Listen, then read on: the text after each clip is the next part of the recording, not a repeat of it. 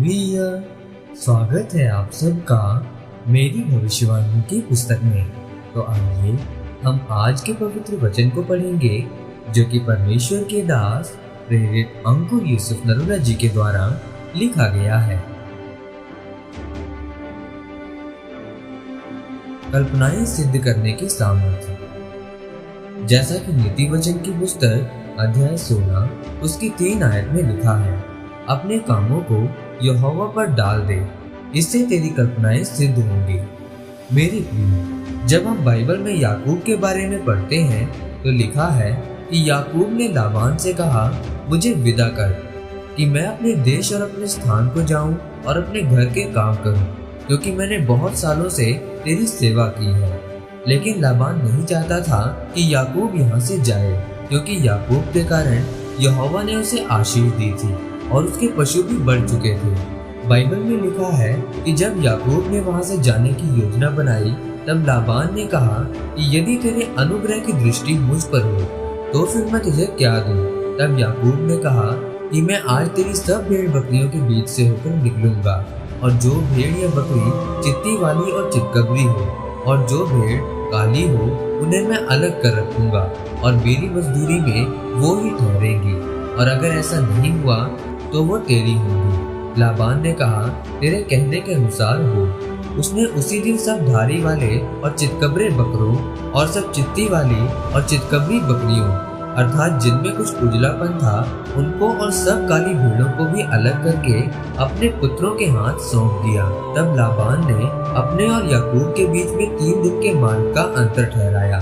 तब याकूब ने छिली हुई छड़ियों को भेड़ बकरियों के सामने उनके पानी पीने के स्थान पर कठौती में खड़ा किया, और जब वे पानी पीने के लिए आई तब गाभिन हो गई। तब लाबान ये देखकर हैरान हुआ कि ये सब कुछ उसके कहने के अनुसार हो रहा है। भेड़ बकरियां चित्ती वाली चितकबरी बच्चे जन रही हैं, क्योंकि लाबान ये भूल चुका था कि याकूब ऐसे परिवार से है जो वचनों को जानते थे। परमेश्वर ने याकूब को 10 बार दर्शन दिखाया, और 10 बार वही बच्चे पैदा हुए जो उसे चाहिए थे, और लाबान ने 10 बार ही याकूब की मजदूरी को बदला। अगर शैतान के लोग जादू टोना करके, कल्पनाएं करके चंगियाई ले सकते हैं, तो क्या जिसके पास पवित्र आत्मा है वो चंगियाई नहीं ले सकता? आज लोगों की कल्पनाएं छोटी हैं, जिसके कारण परमेश्वर जो उनकी जिंदगी में काम करना चाहता है वो नहीं हो पाता, क्योंकि परमेश्वर को खोजने का काम आपका है। अगर आप अपने आप को कम और छोटी जाति का समझते हैं, तब आप कभी भी बड़े काम नहीं कर सकते, क्योंकि परमेश्वर ने कोई जाति या गोत्र नहीं बनाया। उसने आपको अपने समान बनाया ताकि आप वो करने पाए जो परमेश्वर कर सकता है। आज जितनी भी मेरी चर्च बढ़ी, ये सब मेरी कल्पनाओं के द्वारा बढ़ी। जैसा आप परमेश्वर को समझेंगे वैसे ही वो आपके साथ करेगा।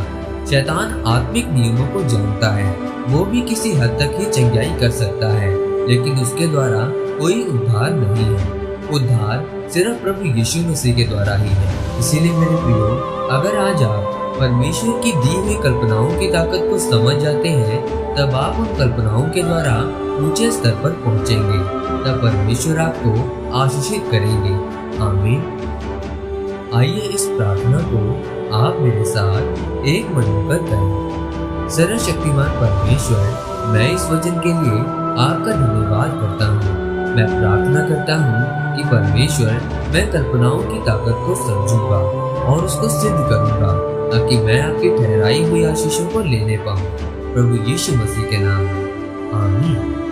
परमेश्वर आप सबको आज के वचन के ऊपर मनन करने के द्वारा आशीषित करें। आमीन।